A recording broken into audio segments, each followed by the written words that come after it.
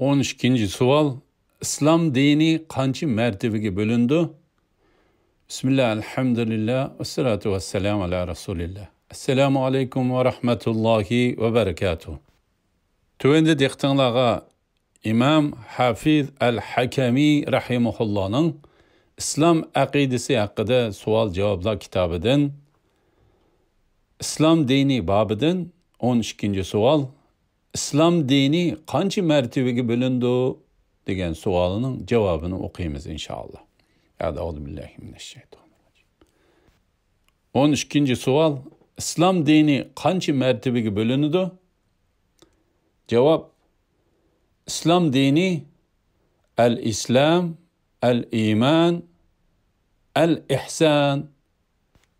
Yani İslam dini İslam, iman ve ihsandan ibaret 3 mertebege bölündü.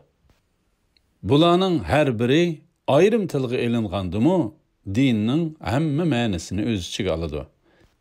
Alhamdulillah, yuqorida İmam Hafiz al-Hakami rahimahullohning İslam aqidasi haqida savol-javoblar kitobidan İslam dini bobi 12. savol. İslam dini qancha martabaga bo'lindi degan savolning javobini angladinglar. Oxirini keyin qitimliq o'qishimizda davomlashtiramiz inshaalloh. Va sallallohu ala Muhammad va ala alihi va sahbihi ajma'in. Assalomu alaykum va rahmatullohi va barakatuh.